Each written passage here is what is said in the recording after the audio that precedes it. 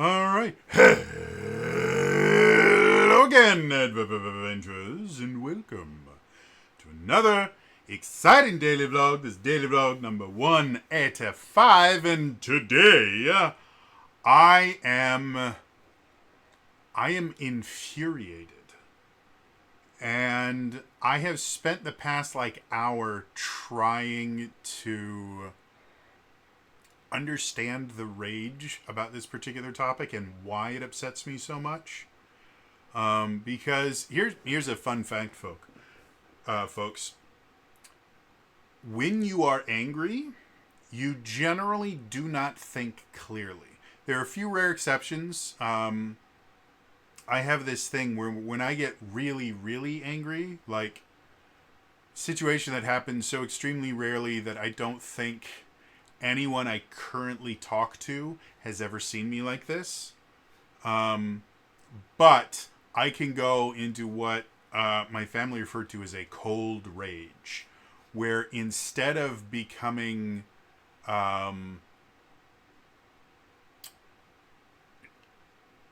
instead of going into that kind of blind rage where you're just kind of acting on instinct and everything, and just everything is about the emotion and the rage. Cold rage is very, very different. I become emotionless. Like, I just stop feeling anything, and I become extremely logical. And I also stop feeling pain for a little bit. That's a terrifying experience, by the way. I do eventually experience the pain that I don't feel during a cold rage. It just comes all at once after I'm out of the cold rage. And yeah, it is a very unpleasant situation to be in because I'm hyper logical. I'm insanely focused on one particular topic, and I stop feeling pain, remorse, any other emotion other than I need to get this particular thing done. And in general, that particular thing is attacking whatever it is that has caused me to get into this cold rage. So, other than that specific example, you don't think clearly, and even in that specific example, I'm not thinking clearly, I'm just thinking deliberately. You don't think clearly when you are really, really angry. And so when I find a subject that makes me feel extremely strong emotions, my first reaction to that, after realizing that I'm infuriated, is, okay, I need to find a way to take a step back, because whatever I'm thinking about saying right now or thinking about doing right now is probably the wrong decision. So I was playing Final Fantasy 14. I always have a second monitor up. And somebody that I follow made a tweet talking about situational disabilities. And I had never heard of this phrase. For anyone that doesn't know, I am 100% permanently and totally disabled. And the reason I use that particular phrase is that is what the U.S. government has labeled me. It means that I have a disability, or multiple disabilities in my particular case, that are severe enough that they not only prevent me from working, which is what the government definition of disability is, but there is no chance with our current technology that it's going to get any better, and I will always be incapable of working. So that's what the government definition is. For me, I have been quote unquote officially disabled. I actually don't know how long it's been since I was declared disabled. I can't tell time anymore, and I have a hard time remembering exactly when things happened, because when I finally got my disability declaration, I was also in the middle of being on the benzos and everything else, and having seizures and all these other things. So that entire period of time, it was like 2 or 3 years easily. I can't remember a lot from that.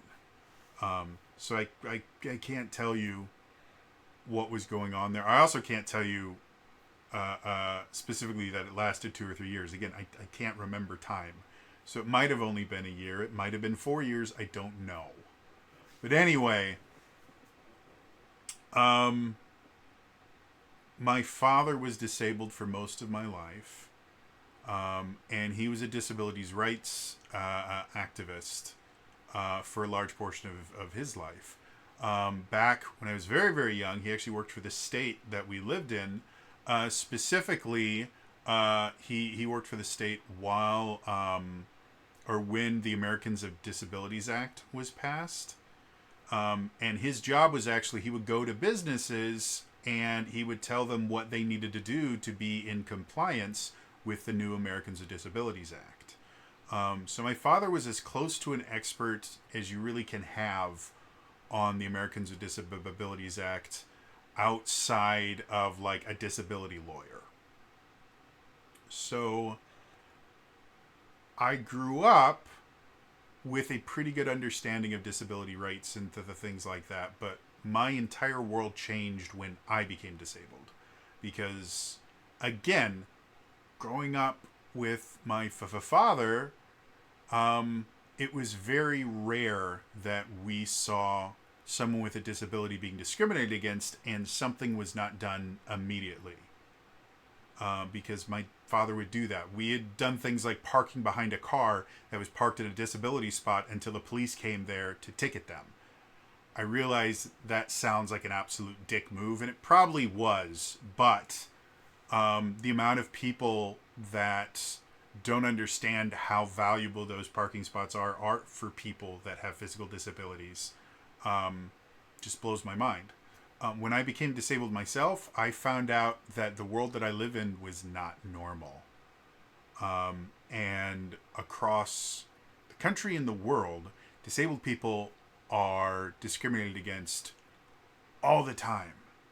And it is so much more difficult to live in this world with a disability than it is to be able-bodied.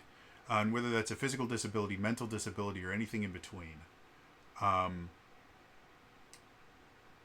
People just don't understand, they don't care, and a lot of times they actively are upset about disabled people simply existing. Really good example. A friend of mine is a PhD student. They regularly go to conferences and things like that. They're really, really smart. They wrote this paper that they presented at a bunch of things, and I think it got published too. Again, my memory is really bad. They've explained so much about their degree to me so many times, I can't remember a lick of it. They've told me exactly what their degree is, cannot remember any of it. It has lots of words, and it sounds very, very smart, and they are incredibly smart. This is not me trying to knock them or anything like that. They're unbelievably intelligent. So basically, the study was focusing on this hashtag that happened during the time that we are not allowed to name, around like 2021, that time. And there's a hashtag that happened that was hashtag My Disabled Life Matters. And the thing that inspired this hashtag on Twitter was there was a press conference where the head of like the California Health Department or something in California to deal with their response to the pandemic was talking about the latest mortality figures. And they were trying to spin it in a way to make it look like they hadn't just completely screwed up everything, which they did over and over again. And so they're talking about the numbers and they go, so yeah, well, the numbers are going up, but the majority of people that are dying are those that are old and those that are disabled, and those are the people that are supposed to be dying. It was a slip of the tongue. I don't think that they meant to use that particular phrase, but it was as close to a Freudian slip as you're going to get, because that's what they thought of the elderly and the disabled in general, is like, well, if anyone's going to die, let it be these people, because they're lesser people. They don't have as valuable a life. And so if people are going to die, let's make sure it's the less valuable ones that died. And this turned into a major, major thing. Again, the My Disabled Life Matters hashtag started going, and there was a bunch of disabled people going, "Hey, maybe we don't just decide that disabled people are totally fine and dying. Maybe we try to protect the disabled people." Do you remember at the beginning where it says if we save just one life? Remember that? Can we go back to that, because we're really not liking what it is now. And so part of her paper was she looked at how long it took to go from if we can save just one life to, well, the only people dying are disabled and elderly, and they're the ones that are supposed to die. Basically, hey, I'm willing to give up. I'm willing to make a sacrifice to help disabled people to, well, really disabled people should die because it's inconvenient for me. And what her paper is able to show, if I remember correctly, was somewhere between the neighborhood of 6 to 9 months. It only takes 6 to 9 months for people to decide, you know what, if you're going to inconvenience me, I'm not upset if you die. That is a terrifying thing. Like, absolutely, horribly terrifying to know that the people that have the most opportunity and the most resources, because here's another fun fact, disabled people are also poor. In general, we tend to be really poor, mostly because the laws have been written in a way that if we aren't poor, we're not allowed to be disabled. Yeah, that's a fun one.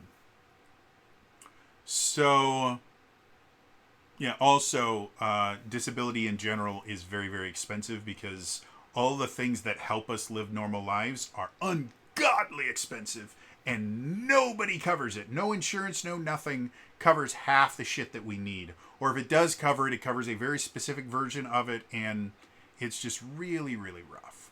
So the people that make the rules and have all the opportunities and actually have the ability to voluntarily do live with less are the ones that are the quickest to go, you know what, you guys are making my life more difficult, so I'm done caring about you. I'm perfectly fine with you just dying or living an extremely suffering filled life. So yeah, being disabled is the world is a very, very different place, and a lot of people get extremely upset when people with disabilities just ask to be treated with respect and dignity, and ask for things that will help them to be able to live the same lives that everybody else does. So that being said, there's a person whom shall remain nameless right now because I'm not a big fan of them. I don't want to drive views to their content.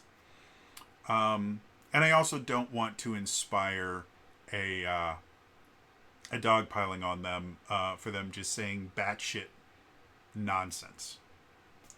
But this particular person was talking about a thing called situational disabilities. And for anyone that's not aware, my understanding of the disabled world, there were basically two different versions of disability. You had permanent or chronic disability, and those are disabilities that you just live with your entire life. If you are missing a leg, that is a permanent physical disability. Does that mean that you can't do anything? Absolutely not. The advancements of prosthesis and things like that have made it so that losing a leg is not nearly as debilitating as it used to be. However, it's still a disability. Your life is still monumentally different than other people, to the point where if your prosthesis is lost or damaged, they are extremely expensive. So without paying this additional fee, you cannot operate in the world like a normal able-bodied person, or a regular able-bodied person. I use the term normal a little bit too often. So even with the disabilities that we already have some pretty robust solutions for, they still present an obstacle for people. Now, the second category is what's called temporary disabilities. These are things that are just as disabling as a permanent disability a lot of the time. However, they don't last forever. Breaking your leg is different than losing your leg, because a broken leg will eventually heal. More likely than not. Doesn't always happen, but more likely than not, broken leg will heal. So a broken leg would be considered a temporary disability. It still means that you can't exist in the same world as able-bodied people without certain things that make it so that you can continue to interact, things like crutches or a wheelchair. And if you are using a wheelchair, you need things like ramps or wheelchair accessible buildings, things like that. None of which is remarkably difficult to implement. And it doesn't really affect able-bodied people that much. Having a wheelchair ramp next to the stairs does not actually prevent able-bodied people from using the stairs. Not having a wheelchair ramp does prevent someone with a movement-based disability, specifically if they're wheelchair-bound or any other kind of mobility issue that makes climbing stairs very difficult. It does mean that they can't get into the building. So, those are the two versions of disability that I've always been aware with. Apparently, there is a new version of disability called a situational disability. And this is the thing that infuriated me, because I'm going to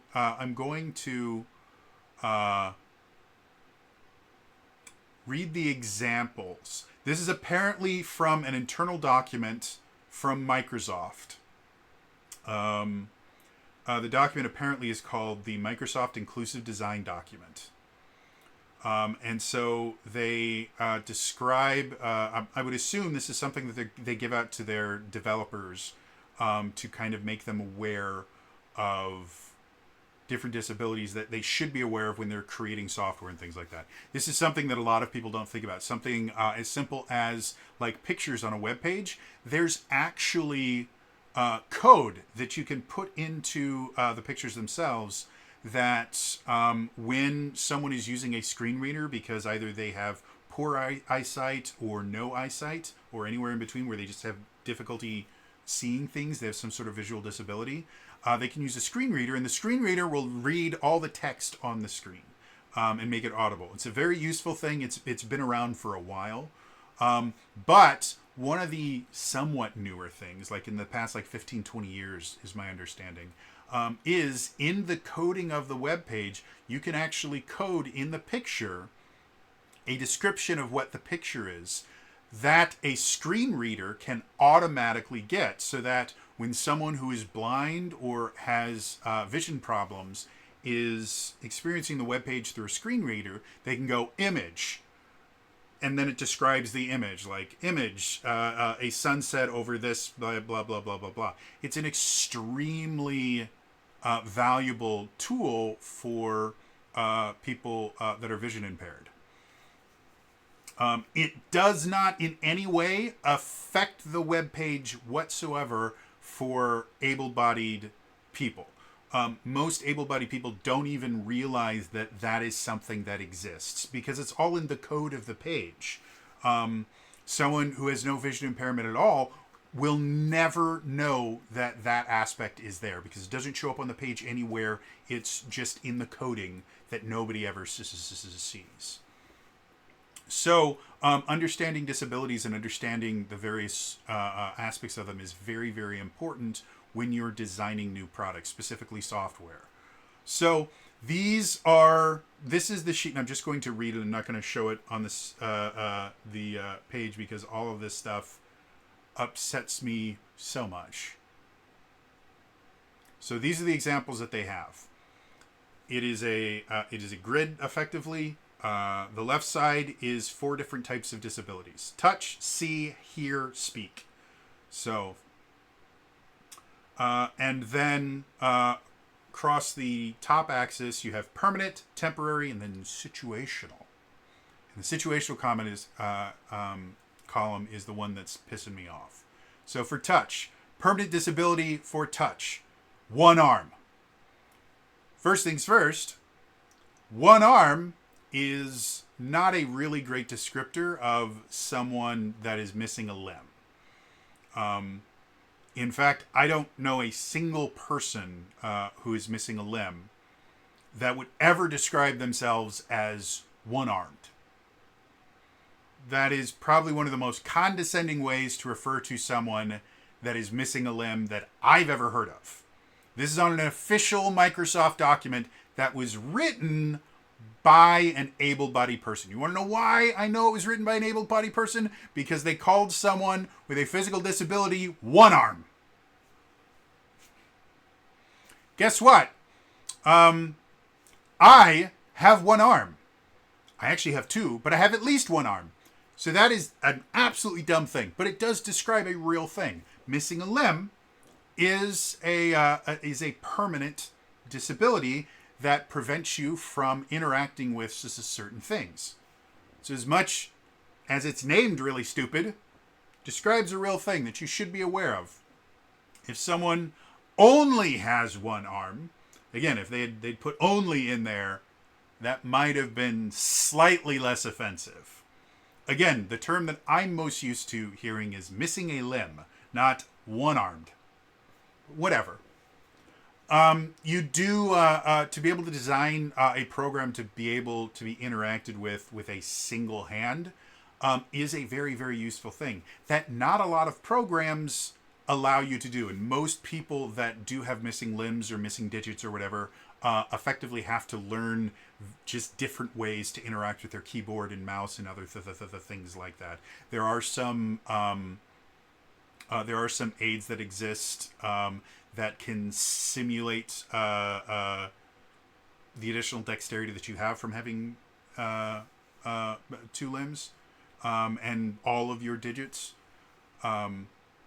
But for the most part, those are extremely expensive, first of all. And so most people that are missing a limb will generally just have to learn how to use different keyboard shortcuts and other things like that to be able to do the things that they want. So that's just the first one in the first column, first row, guys. It gets better. Temporary touch-based disability. Arm injury. Okay? This one is a little bit better. Again, it's better than just saying one arm. Arm injury, that's pretty close to what I generally tend to hear people going, injured arm, injured limb tends to be very, very common as well. So that would mean that someone that has a permanent disability where they're missing a limb and someone has a temporary disability where they just have an inoperable limb, where it just doesn't function the way it's supposed to, are actually going to need very, very similar accommodations. Someone that's missing a limb, obviously getting them a prosthesis is something that someone with an arm injury isn't going to need. But a situation that would actually help both of those people would be just creating an interface that can be used with one hand. So as you can see, understanding that someone that's missing a limb and someone that has an injured limb can have a solution that helps both of them create an interface that only requires one arm. The situational disability is new parent. Having a child makes you disabled. Oh my word. I cannot tell you how upset that made me. Because, again, one of the biggest things that people with disabilities have to deal with every single day is we are constantly told that it is our fault for having our disability over and over and over again. One of my favorite videos I have ever seen on YouTube, and I link it to people on a fairly regular basis when I talk about the situations that I have to deal with. Something that's extremely common, though not quite as much anymore because I've made this speech so many times, is people will give me advice on how to fix my various disabilities. You know, if you would just do this, or if you would take this particular medication or things like that. And Hank Green has a brilliant video he made like 7 or 8 years ago called Your Disability Isn't Your Fault, or something similar to that. Basically, he was talking about he has a condition called ulcerative, something like that, colitis. Basically, it's a problem with the lining of his intestine, and it's I believe it's an autoimmune disease. And it majorly affects his life because it affects the kind of food that he can eat. It affects a lot of different things. Ulcerative colitis is not a fun experience to have, nor is any autoimmune disease in general. So what happens often if Hank talks about his autoimmune disease is people go, oh, you know what you need to do? Or, oh, my brother-in-law had that. What he did was this. You should try this. Or there's another thing. What it invariably turns into is, as much as you think that you're trying to help, what we hear is, if you would just do this thing that I'm telling you, you'd no longer be disabled. You'd no longer have your disease. And what that eventually turns into is your disease is your fault. And it's not. He didn't do anything to cause him to get ulcerative colitis. It's an autoimmune disease. There's nothing he could have done, nothing in his life he could have changed. It just happened. He had no choice in the matter. I had no choice in the matter, the various disabilities that I had. Some very horrible things were done to me without my consent when I was very young and for most of my life. And because of that, my brain finally just broke. It could no longer handle the intense amount of emotional regulation I was forcing upon it, and I broke. There's nothing I could have done differently because the things that broke me were not my fault. Nothing I did caused them, and it took a very, very long time for me to get to the point where I could accept the fact that this was not my fault. I didn't do this to me. There wasn't some point in my life where if I had just talked to someone, or if I'd just taken the right medication, or I'd just done this, or I'd just done that, there's not a fucking thing I could have done. It's not my fault.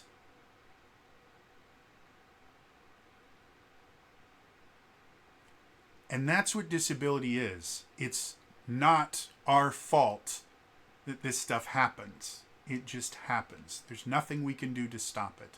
Nothing we can do to control it.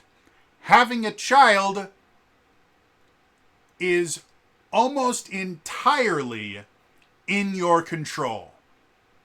Now, if you want to talk about the words that will get me in trouble with YouTube that rhyme with grape, and other things along that line, yes, there are some situations where pregnancy can be forced upon someone without their consent.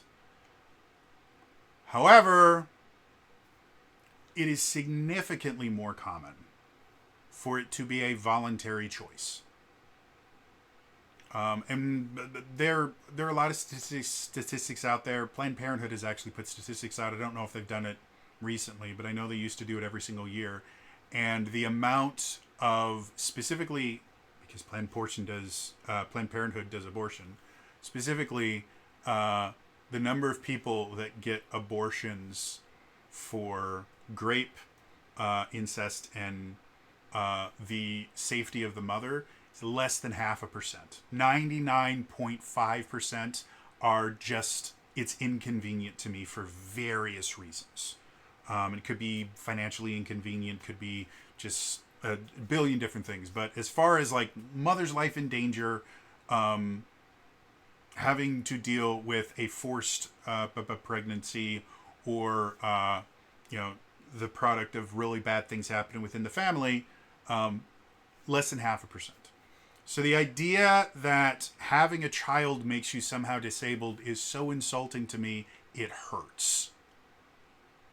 Having a child is not a disability. Having a child is a blessing. If you choose to have a child, because as of right now, no matter what people have told you, for the most part, having a child is a choice.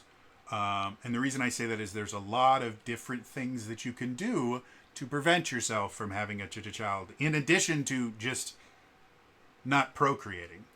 But let's say you enjoy that aspect, you just really didn't want the kid. There are lots of different options out there, even in very, very stringent states right now.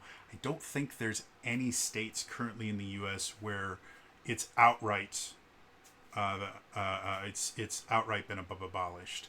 I know there's a few where I think 6 weeks is the shortest one. Which again, I understand this is a very, very complicated topic. A lot of women don't even know that they're pregnant at 6 weeks. This is not an argument about the necessity or the ethics behind abortion or anything like that. What I'm saying is the idea that being a parent somehow makes you disabled is not true. A disability massively impacts your wife. It probably does, but your life in a way that you can't control. It's not what parenthood is. Yes, it does massively impact your life, but it's not a disability. I do not see a situation where anyone can convince me that little baby Timmy is somehow as damaging to their life and preventing them from living the life that they want as it is my inability to leave my basement without having a panic attack that turns into a seizure, or the fact that I get all of the symptoms of food poisoning a couple times a week for no reason other than my brain doesn't like me. So no, I don't consider parenthood being a disability. And the mere idea that, like, well, I have a baby, so that automatically means that everybody has to make all these accommodations for me is insulting to me. Absolutely. Is it a life-changing experience? 100%. But for the most part, it's a voluntary choice. And to be perfectly honest, people are significantly more accepting of people with children than they are of people with disabilities. You want to know how I know that? Because nobody was saying, well, I think it would be better if we just let all the babies die. No, but they were fine with disabled people and the elderly dying. This is just one row, guys. We've got 3 other rows. Next one. Seeing, or what the vast majority of the world would call visual disabilities. But again, this was obviously written by someone who's able-bodied. So for a permanent seeing disability, what I would call a visual disability, being blind. And the picture they have of someone being blind, it's a stick figure with glasses and a stick figure dog beside it. It's another thing, unbelievably condescending in the picture, but whatever. The temporary cataract. For me, cataracts is not something I would consider a temporary disability. I would refer to cataracts as a recurring disability. Because, for anyone who doesn't know, cataracts are a thing that happens in your eyes. It actually does cause vision loss, and it can cause blindness. But they can be, with surgery and a few other things, they can be removed. However, my understanding of cataracts is once you get them, they tend to come back. So the idea that they've decided that cataracts are a temporary disability, to me, seems to misunderstand what cataracts are. To me, a temporary disability would be something like eye surgery.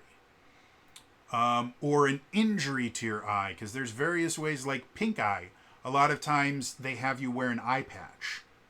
That would be a temporary visual disability, because even just losing one eye, what a lot of people don't realize is missing a single eye is considered a disability, because our depth perception, the way that we understand how far things away from each other, is our brain learns, because we have 2 different lenses that are seeing things from 2 very minor but 2 different angles. And because of that, our brain can interpret the difference between our 2 eyes, and they can infer exactly how far away something is by comparing where they are in relation to our 2 different eyes. When you lose one of your eyes, you actually lose your depth perception, and you have to learn, you actually have to retrain your brain to consider different things to be able to perceive depth. It's an unbelievably fascinating thing. But that is a visual disability. And there are certain things that can make you temporary blind. There is a thing, temporary blindness. It can be a symptom of various things. A concussion can cause temporary blindness. Quite a few other brain injuries, chronic brain injuries in general, can mess with your visual faculties in a bunch of different ways. And it might not just be temporary blindness. It might just be a temporary inability to focus correctly, to get your eyes to focus correctly, which makes everything blurry. So there's a lot of different temporary visual disabilities. Cataracts is just not one that I would consider that. Again, I might be wrong about cataracts. It might be a symptom and not a disease, and I might be misunderstanding it, but my understanding of cataracts is once you get them, surgery can fix them, but they can come back too. So it's a weird thing. What is the situational visual disability? Distracted driving. Now, the idea of being a parent makes you situationally disabled. That one I can understand, especially some parents that I've met that feel that the world needs to cater entirely to their needs because raising a child is an unbelievably difficult thing. I will not argue with that. Raising a child is very, very difficult. I just don't consider it a disability. You want to argue that, it's perfectly fine. Distracted driving is not a disability. Distracted driving is a choice. Don't give me this bullshit of, because somebody decided to look at the accident instead of focusing on the road, that they're somehow disabled now? No. Go fuck yourself. That is not a disability. That's a choice, and it's a stupid one. Dear fucking everything that is holy in this world, no. Being a distracted driver is not a situational disability. It's called being a dumbass. And again, this is one of the reasons why I am 100% certain that this document was created by someone with a completely able-bodied person. Because the idea that somehow being a distracted driver is in any way comparable to being blind is nonsense. Again, this is able-bodied people that have decided that, well, I'm going to try this one more time. Disabled people get all this stuff and everybody is always fawning over them. Well, I want people to make my life easier too. So I'm going to expand the realm of disability so that I'm allowed to be disabled sometimes too. And then everybody has to do stuff for me. And they completely miss the point that every single person with a disability I have ever met, including myself, would pay any price to not be disabled. We vehemently despise it with a few very rare instances. But you know what? It's how our life works. And in order for us to exist in a world that hates us, we need a few little extra things to make our lives livable. It's infuriating for someone to compare distracted driving and being blind and going, well, they are both disabilities, just one is very situational and one is permanent. No, one's a disability and one's being a jackass. Whew, let's move on because we still got two more, folks. Here, again, we don't use something like auditory disability. Nope. Here. Permanent hear disability, being deaf. This is another one that a lot of people kind of undervalue, just how much of a disability being deaf is. The thing that most people think about is like, oh, you can't hear music or you can't hear people speaking to you. But a lot of deaf people learn how to read lips, so it's really not that bad. No. People don't realize just how much you use auditory clues in your life. Everything from the idea that someone that's deaf can't hear the siren of the ambulance coming up behind them. They can't hear the walk signal telling them that if they're not focused on the the walk sign from the on the other side of the street, they won't get that little boop that tells them that they can walk. Things like tone in your voice. Something like I can't remember what the exact number, but it's something like 80% of communication is nonverbal. So the words that we choose is so little of the communication that we have. The tone of your voice, the pitch of your voice, can massively impact what you're saying. Especially if we start talking about some of the the tonal languages, like Chinese, where saying the same word with a different inflection on it means a different word. Being deaf can be absolutely incredibly difficult to deal with, because there's so many things that you have to retrain your brain and retrain yourself to be able to exist in a world with hearing. It's one of the reasons why I can't remember what it's called now. An animal, everyone always thinks about seeing eye dogs as the only assistance service animal. That's what it's called. They think of seeing eye dogs as the only service animals.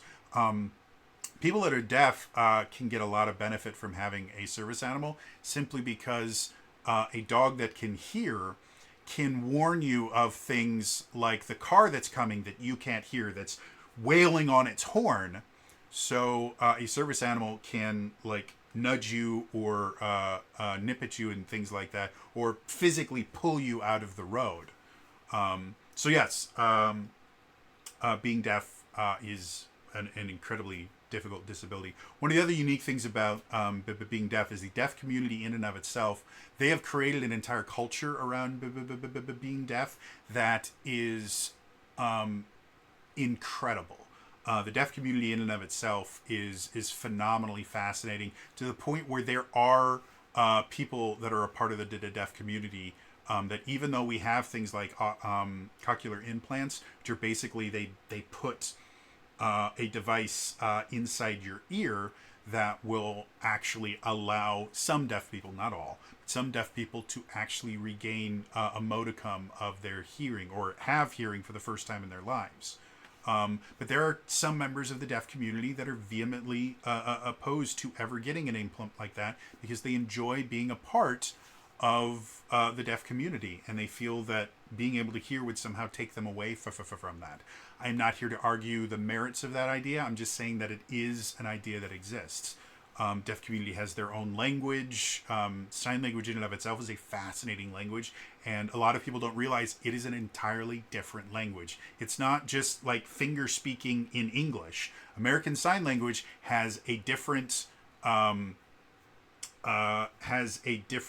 method of putting words together. If you attempt, like, one of my favorite things in the world in Marvel Spider-Man 2 by Insomniac, one of the side characters is deaf. And so when Miles Morales, it's a friend of Miles Morales, when Miles Morales and Genki are speaking with her, they sign, but they still speak, because that's really, really common for hearing people who sign, is they will still speak while they sign. But you will see, as soon as they start talking to their deaf friends, their word choice and the way that they speak changes drastically, because they're speaking a different language. Sign language is not just signed English. It is an actual different language. And American Sign Language is different than British Sign Language, is different than Australian Sign Language, is different than German Sign Language. Each one of these languages is a distinct language with different phenotypes and different, I can't think of the words, but the grammatical structure, there we go. The grammatical structure of sign language is different than English. You pair words together in a very, very different way. So, yes, deafness is a permanent hear disability. Again, most people call it an auditory disability. We can't say that here. Temporary is an ear infection, which is true. You can have temporary hearing loss from ear infections. There's a bunch of different ways that you can have temporary hearing loss.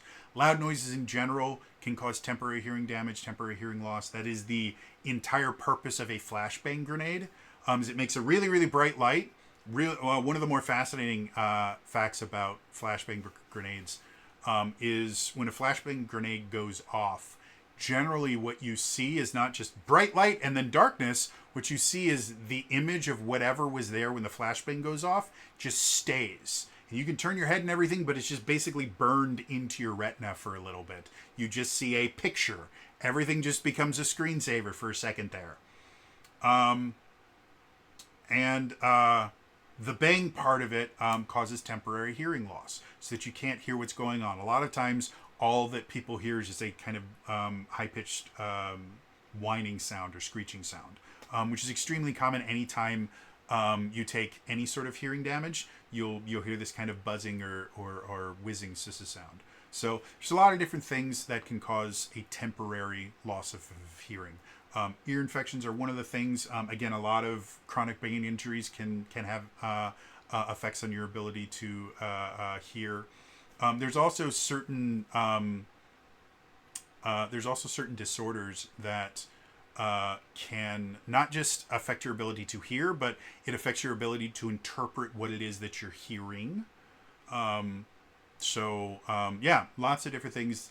They can be temporary. They can become permanent. Temporary disabilities can become permanent. Repeated hearing damage can go from, like, if you've ever been to a rock concert or something, when you get out of the concert, you'll notice that you hear kind of a buzzing in your ears. You've had temporary hearing damage. You've had partial hearing damage, because anything above, can't remember what it is, anything above, I think, like 80 decibels or 60 decibels, something like that, can cause permanent hearing damage. And rock concerts are somewhere in the neighborhood of like 120 decibels. They're very, very loud.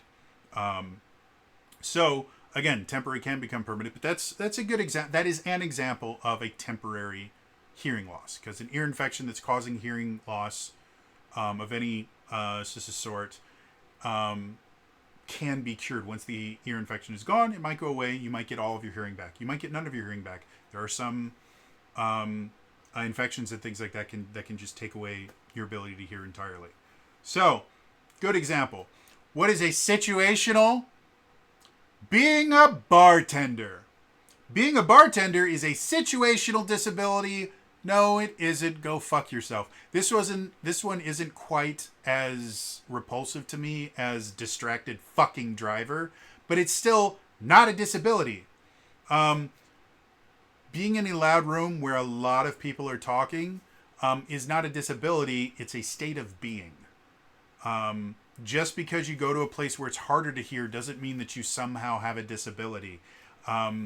Again, you are there by choice. Being a bartender, at least in this country, you cannot be forced to be a bartender. You can argue that, well, it's the only job that I can do and I need money. Fine. It's still a choice. You still get to choose to be a bartender. The only problem with that is the other choice is not working, and that kind of sucks. But a lot of people undervalue and underestimate the numerous number of jobs that you can get.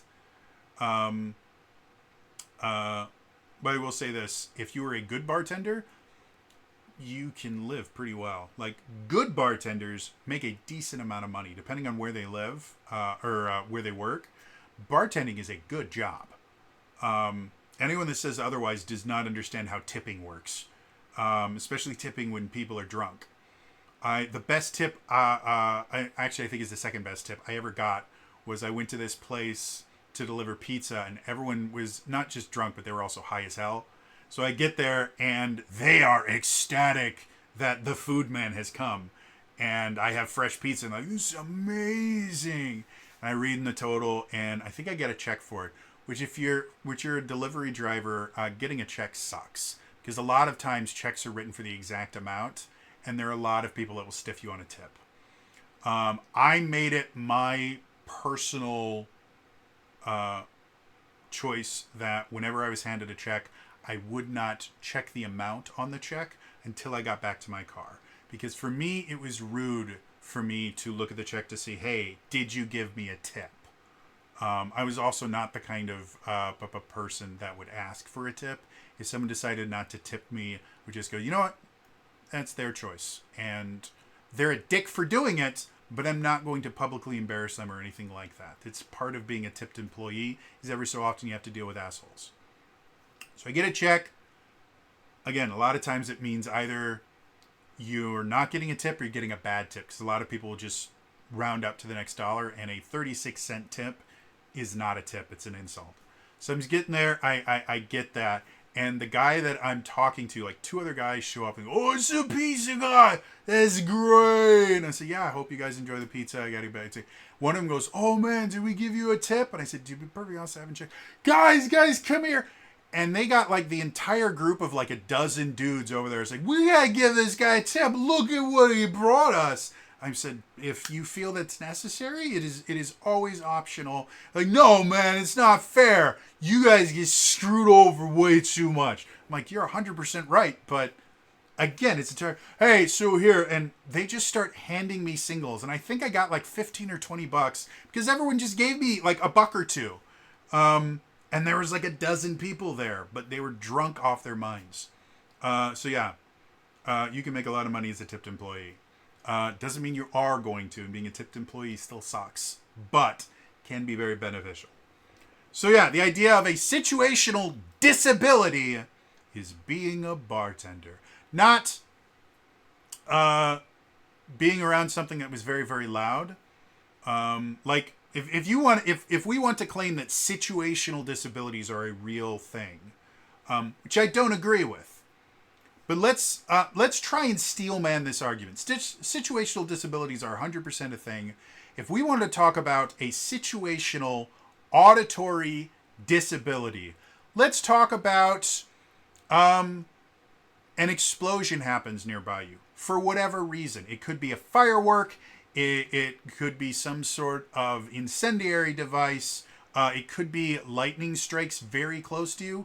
If you've never experienced that, by the way, that is a come to Jesus moment. We had lightning strike the house, I think, next to us, or like 2 doors down. It is the loudest sound ever. It was terrifying. It shook our entire house, and it didn't hit our house. So if we want to talk about a situational auditory disability, I would say something like that would count, where you have partial hearing damage. I would not call being a bartender a situational disability, because bars are loud and confusing. They're generally not loud enough to cause any sort of hearing damage. Again, in order to get up to the level of actual hearing damage, you generally need to be at something like a rock concert, which, again, rock concerts across the board, live music in general, depending on the genre, can and will cause hearing damage. Especially if you're watching something like the 1812 Overture done by a full symphony orchestra with cannons. For anyone that doesn't know, the 1812 Overture, most people in the U.S. have heard it. Most people around the world have heard it. That's the one that's... It's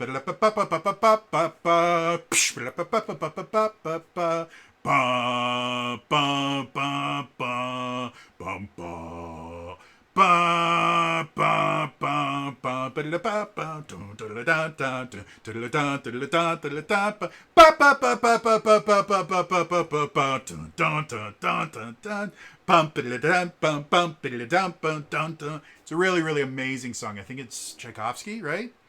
It's been so long since I have to remember 1812 Overture. But yeah, that's Tchaikovsky. Tchaikovsky's brilliant. He was gay too.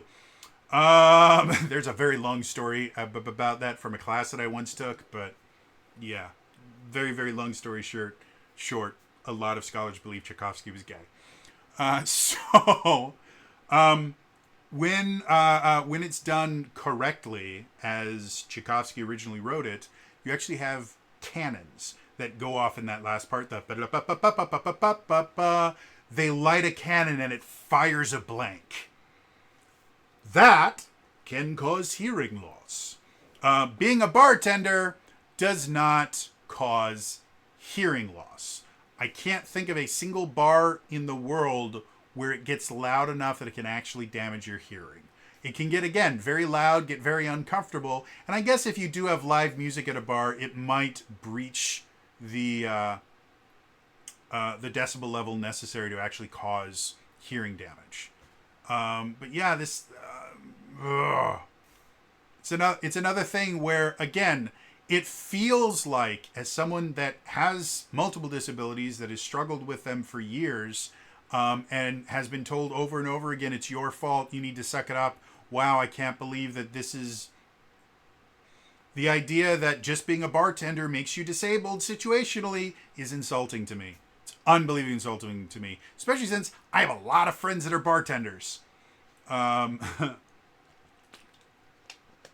Actors and creatives in general tend to stick to fields within the service industry, and a lot of us become tipped employees. Waiters is most common. Bartenders, still really common for actors. Yeah, we still got one more row, guys. Now we have speak disabilities. Again, were I going to describe someone that had issues with speaking, like myself, I would call it a verbal disability, not speak disability. And my particular disability, if you hadn't guessed, I have a stutter, which I have a friend who's a speech language pathologist, and she actually tried to explain exactly what particularly was wrong and the actual like medical terms for what my disability. I have a stutter. That's what I know. And my stutter is psychological. So you guys have probably noticed throughout this entire thing, my stutter goes away randomly and it comes back randomly. And it doesn't really make sense. It's because it's psychological. It's part of my conversion disorder. My brain will just randomly decide that I need to stutter at some point. And the more anxious I am and the higher my anxiety is, the worse my stutter gets, to the point where I can actually become nonverbal, which, when they talk about permanent speak disorders, not verbal, speak disorders, their example is nonverbal. Now, nonverbal is not a disability. Nonverbal is a symptom. Again, another example of why I am 100% certain this was written by an able-bodied person, because I can become nonverbal. And this is actually a problem I've had longer than my stutter has existed. When I would get extremely panicked, I would lose the ability to speak. And that's...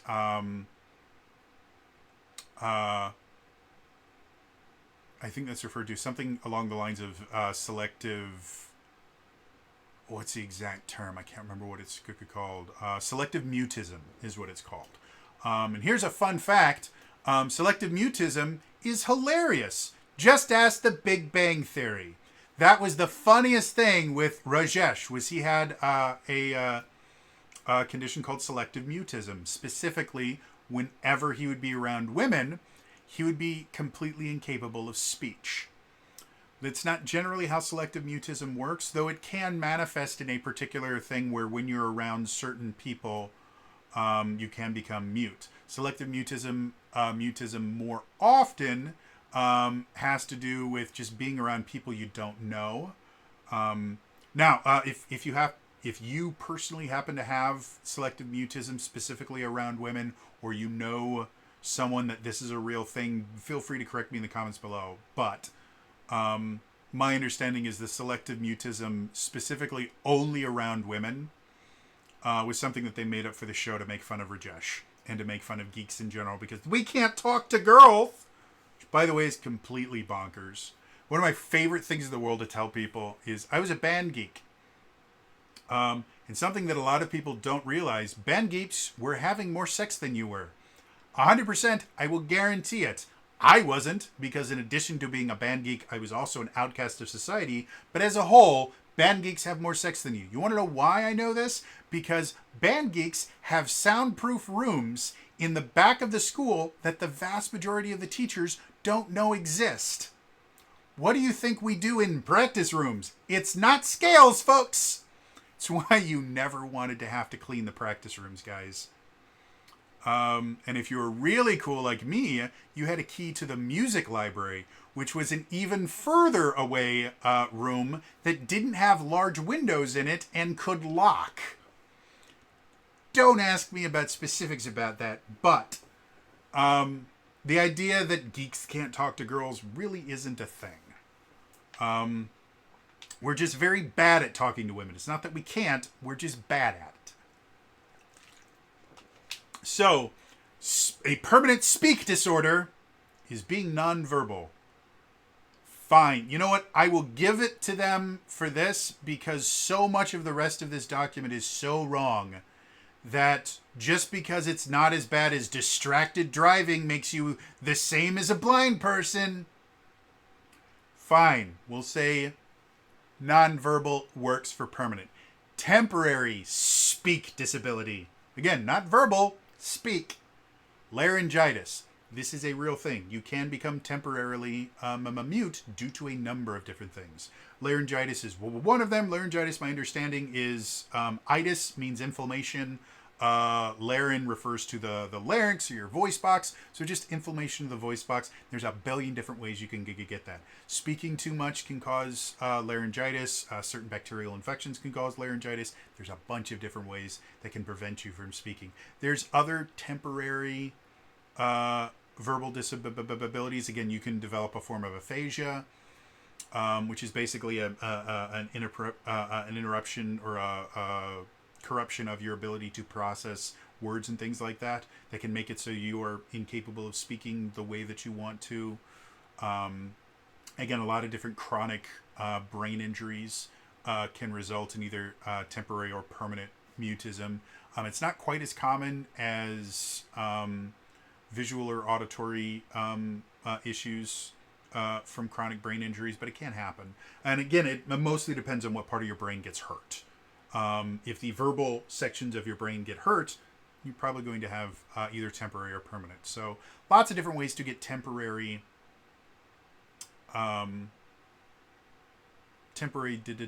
disabilities that involve your ability to speak. Laryngitis is by far the most common one that almost every single person will deal with sometime in their life. You want to know what a situational speak disability is? A heavy accent. Now, first things first, I study accents. I've done it for over a decade. I think close to 20 years at this point. Because I started studying accents when I was in my mid-teens. So, yeah. Heavy accent, not a disability. Also, heavy accent, not situational. If you are speaking in a language other than your own, first of all, you will be speaking with an accent. Second of all, even if you are speaking your primary language, you speak with an accent. Because even just amongst, even in the state of Wisconsin where I live, if you go far enough north, people sound very, very different than they do in Madison or Milwaukee. You eventually start getting people that start talking like this and going yadder hey all the time, and then they just go around, talking about all those things up north there, yadder hey. Everybody has an accent. There are certain accents that are more difficult for some people to understand than others. Because I have studied accents, it is very rare for me to be unable to understand someone speaking because of their accent. But an accent is not situational. 9 times out of 10, if you are speaking in an incredibly difficult to understand accent, it either means that you have limited experience speaking that language, or you are just one of those people that does not learn other accents well. And it's entirely a basis of how you were taught to pronounce things compared to how they're pronounced by other people, sometimes in other languages. There are a lot of sounds that exist that don't exist in the English language. Things like German actually has quite a few of them. And I had to learn a lot of them because I had to learn to sing in German in college. But they have things where you have compound vowels where the back of your mouth, or your mouth makes one shape and your lips make another one, like klur. I had a professor, his name was Professor Klöter. Not Clater, Klöter. which you make an A sound in your mouth, but you make an sound with your lips and turns into crater. I hated him so much. He was an asshole. He got, I don't think he got fired, but he stopped teaching at the college I went to like a year or two after I left.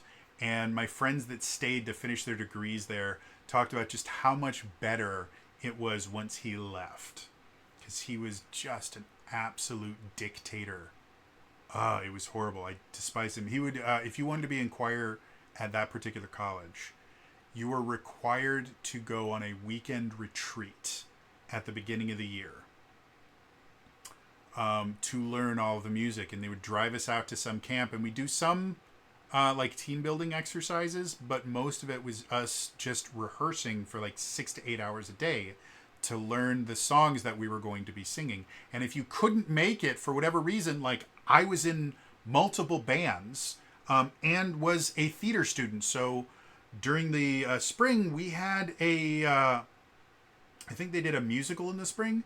And being a theater student, I was required to be a part of it. I didn't get to choose if I wanted to audition. I was required as part of my degree.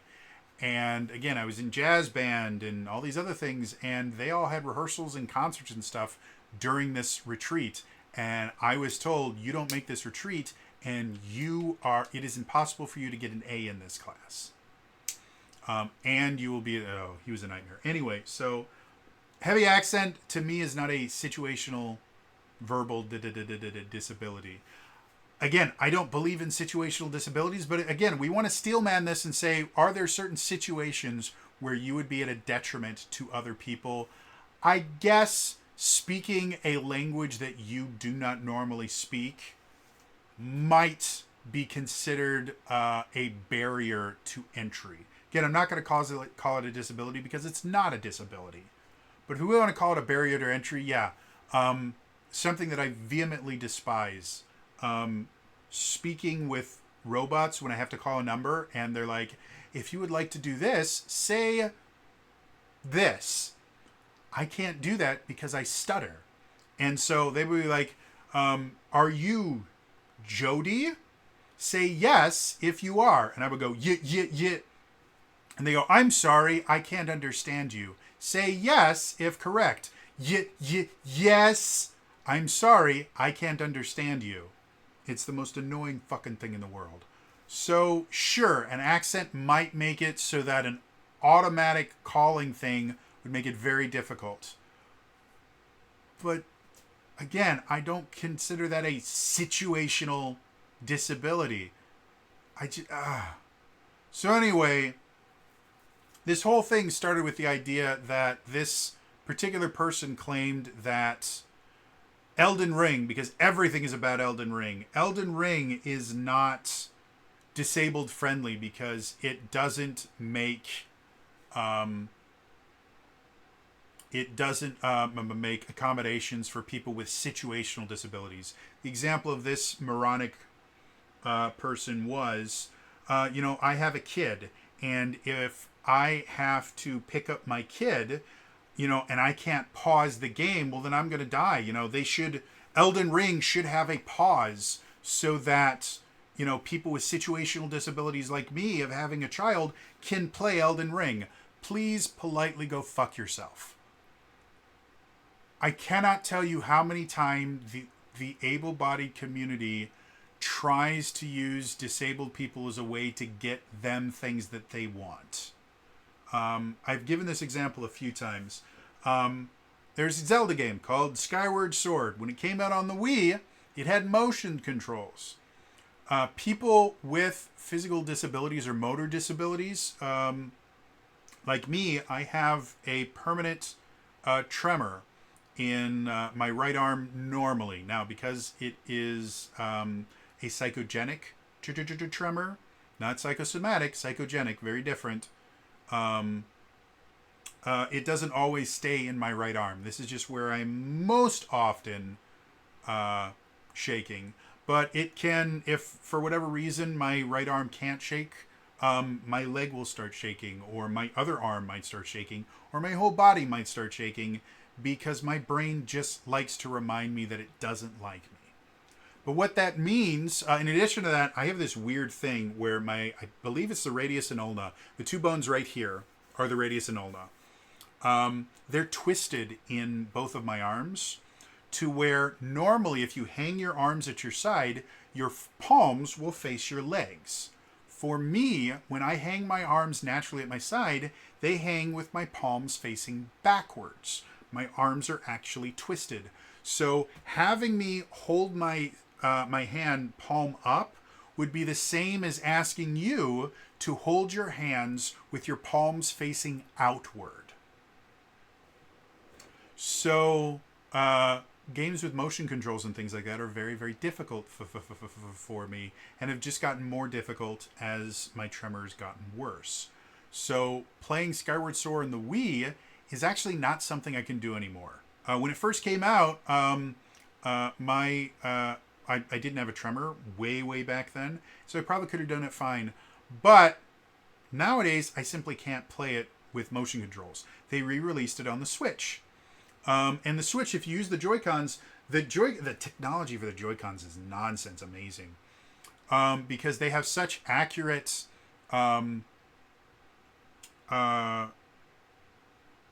motion sensors in it that the way that the Wiimote was able to track movement and stuff like that was twofold. One, it had an infrared sensor on it, and you had a sensor above your TV, and so it would actually track where you were pointing it in the same way like your television remote is able to change the channel. There's a little IR thing and it sends a quick signal. With the Wiimote, it was just a constant signal. So that was one way that they do it, and that was kind of the early way. When the Wii Motion Plus came out, there was also an additional thing you could plug into it that would give it a little bit more accurate. But that was, for the most part, how it worked. It still relied on that IR sensor. The Joy-Cons just have significantly better motion sensors in them, so they can actually imitate an IR result where you can like point them at the screen and do stuff. But they're not actually using an infrared sensor. They're just using motion controls and really advanced technology. What that means is they were able to basically replicate the effect of the Wiimote without needing an IR sensor on your screen or anything like that. And it works really, really well. However, I can't use that because of my tremor and because my arms have become worse as I've gotten older. So there's an alternate way to do the motion controls. You can map effectively all the motion controls to the right stick because there wasn't a right stick on the Wii.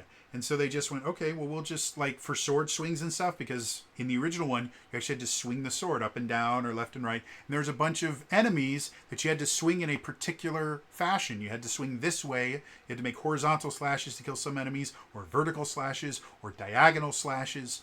It was one of the gimmicks of the game. And it was a cool gimmick, don't get me wrong.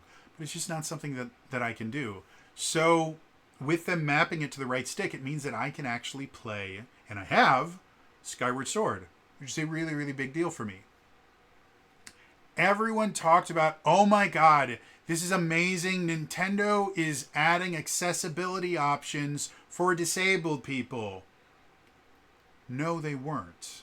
You want to know why they added additional ways and mapped all of the motion controls to the right stick? Because the Switch Lite doesn't have motion controls. And one of the ways, or it doesn't have detachable Joy-Cons. I think it still does have mild motion controls, but I know for a fact it doesn't have detachable Joy-Cons. One of the rules for creating anything for the Switch is it has to be playable on the Switch Lite.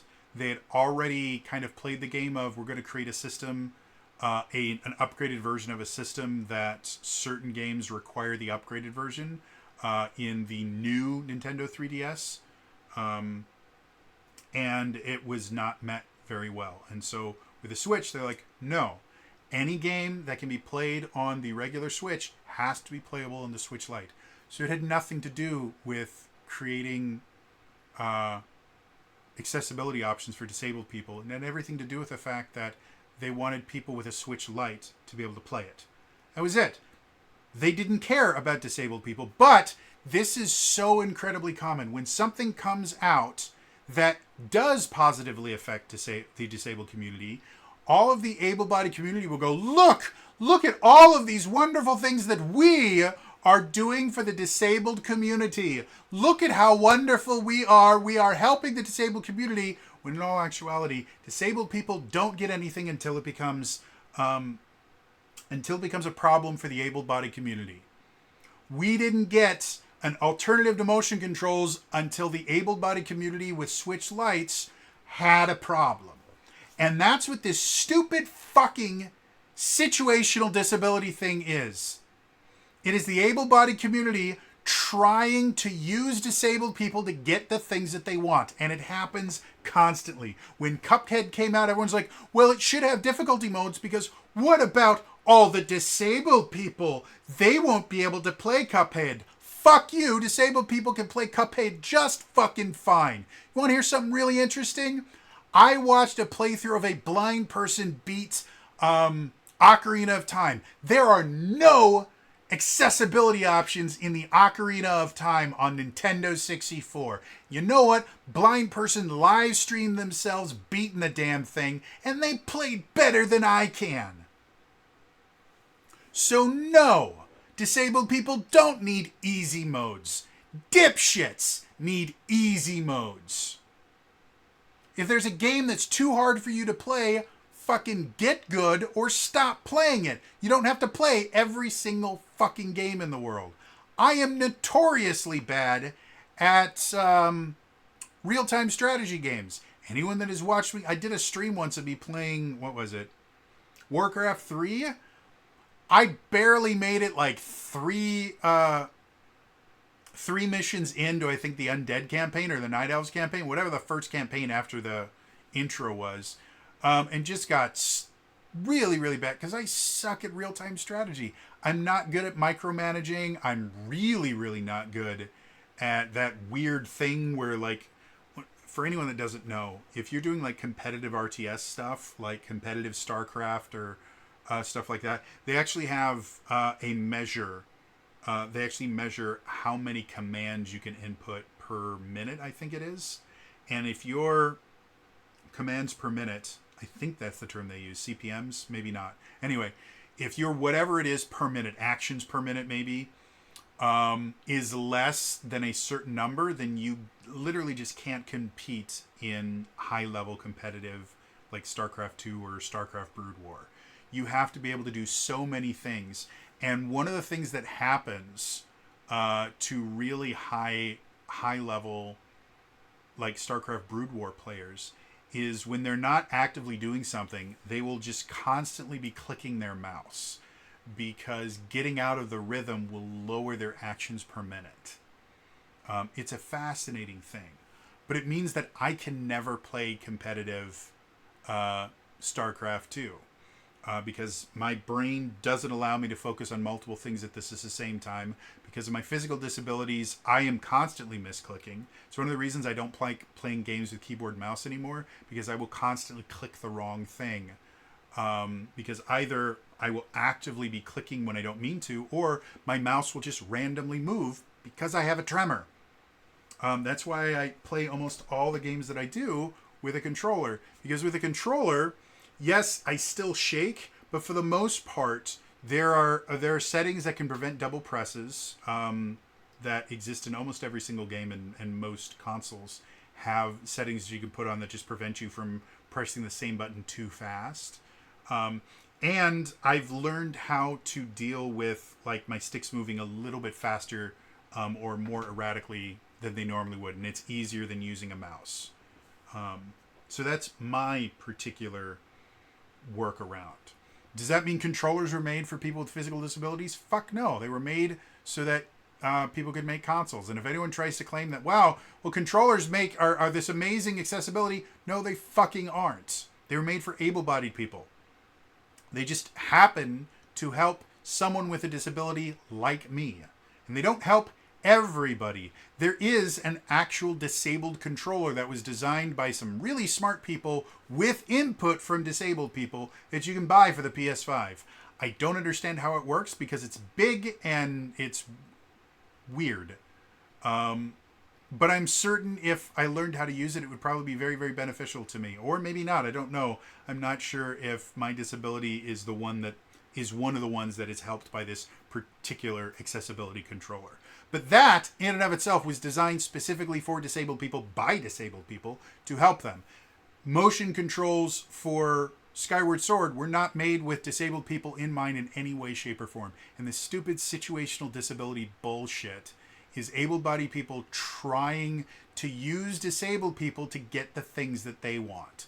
Elden Ring is too hard. It'd be a lot easier with a pause button. So I'm going to claim that disabled people can't play Elden Ring. Again, I have multiple physical disabilities and an inability to concentrate. I've beaten Elden Ring multiple times. I've beaten almost every boss in the DLC, which is a fuck ton more difficult than the base game. Elden Ring is not inaccessible to people with physical disabilities. It's inaccessible to assholes that aren't willing to put the work in to learn how to play the game. Ugh. So anyway, I heard about this situational disabilities thing. And again, the idea behind it, there are certain situations where a completely able-bodied person would not be able to interact with a situation they would normally be able to interact. That idea is not an insulting idea in any way, shape, or form. Yes, there are situations where you can't do everything that you want to. That's called the world existing. The idea that simply because there is a situation where you can't do everything that you want to do, that you are somehow disabled, is insulting to people with disabilities. Because our disability is not, oh, in this particular instance, it's harder for me to do something. Our disabilities are, hey, without these particular accommodations, I don't get to live. I don't get to interact with the world.